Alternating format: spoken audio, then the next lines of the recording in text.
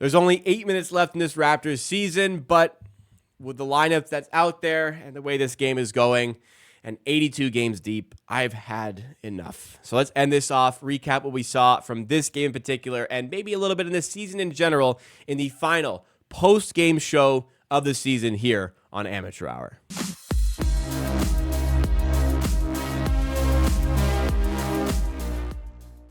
As much as I like basketball, as much as I like watching sports, as much as I wanted to tough out this stream, I really did not want to sit through any more of a Malik Williams, Jordan Nwora, Garrett Temple, Gio McDaniels, and Bruce Brown lineup.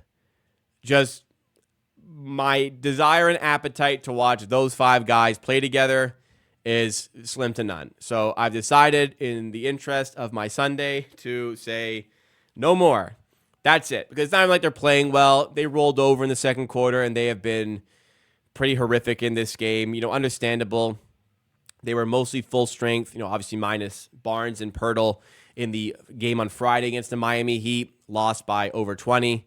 So, kind of expected to lose, but I just wish for the final game of the season, they could have maintained a little bit of an extra degree of competitiveness for a little bit longer.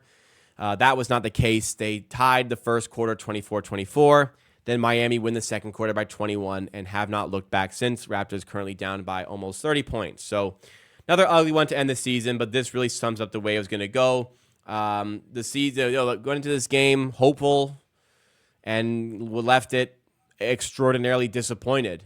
That's the kind of the way the season went. But I wouldn't even say the season was hopeful and extraordinarily disappointing. I think in many ways, the season we entered with expectation of success, expectation of, at the bare minimum, play-in tournament seeding, and nowhere near it. Raptors are going to be a bottom 6 team. We'll hope to get some draft lottery luck, but it really should not have gotten to this point. But how did this game get out of hand? How did it get so bad? Let's discuss it here. Before we get into the box score, reminder, smash that like button if you are enjoying what you see. If you have enjoyed from the season, hitting that like button really does help drive us up in that YouTube algorithm. And for more Raptors content, there'll be plenty more content coming at you in the offseason. Please also make sure that you are subscribed to Amateur Hour Sports. But to get into the box score here, the Raptors played most of their guys. They decided to sit out Emmanuel Quickley and R.J. Barrett rather sensibly. The starting 5 for this game was Kelly Olynyk, Gary Trent Jr., Ochai Agbaji, Javon Freeman-Liberty, and Grady Dick. But, again, no Quickley, no Barrett. Those guys probably could have played, but I think it was a sensible decision overall by the Raptors staff in saying that, well, why risk injury here? This game means nothing.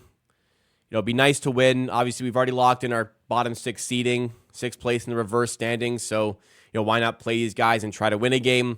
Not really any point of risking injury here. We know who they are. We know what they have. There's no development reps they're going to get out of today that would significantly impact them going forward. So, we got most of a full strength lineup, but even with that mostly good lineup, Raptors decided to load in on the minutes for the bench. Maybe that's more so just because the Raptors getting blown out. You may as well play these guys. You may as well play McDaniels, Temple, Brown, Nwora, Williams off the bench. But it was, certainly not a great watch.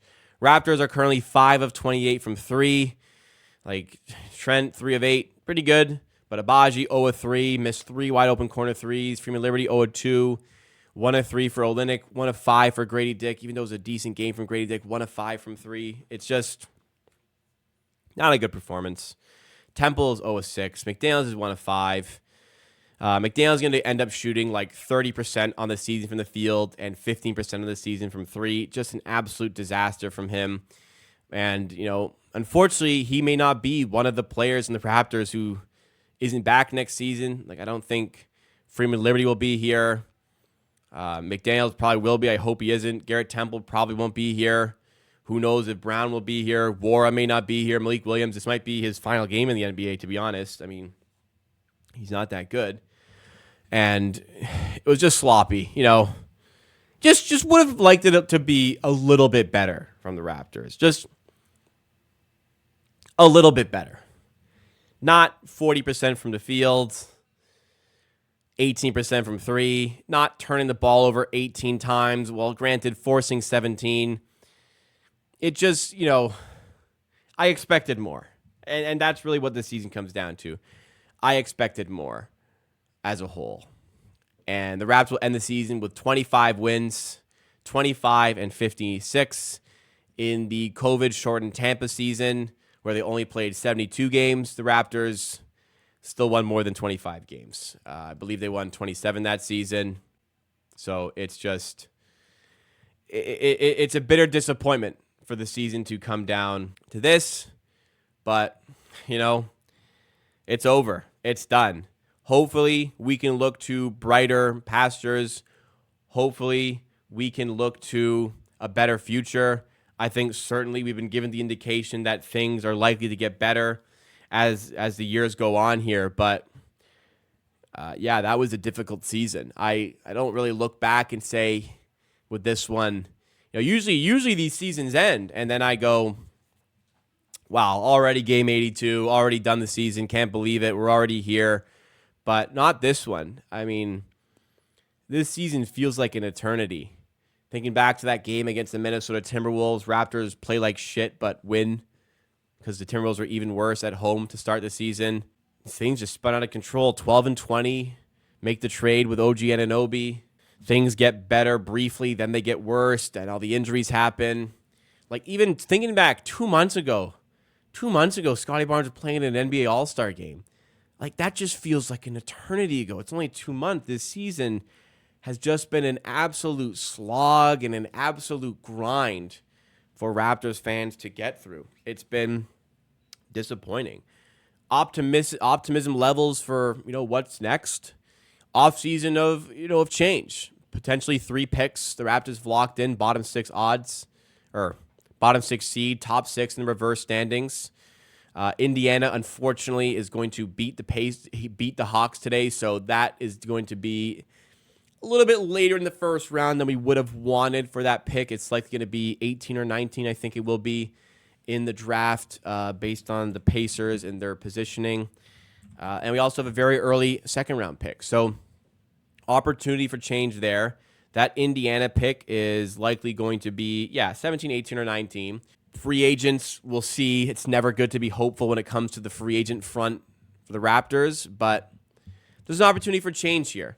I have belief in the team and the players. I don't really have a lot of belief in the coaching staff. Hopefully they can prove me wrong. Front office is starting to kind of, change my opinion a little bit, the way they handled this season. I was really down in the front office.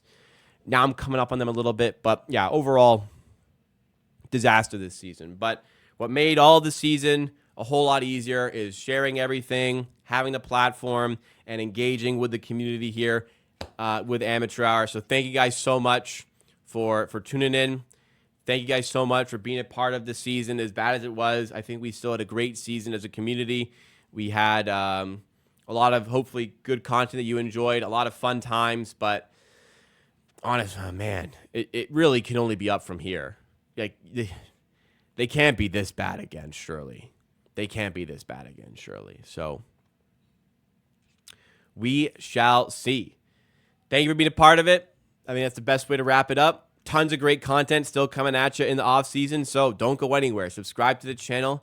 Make sure you like this one, and we'll see you next time, whenever that may be.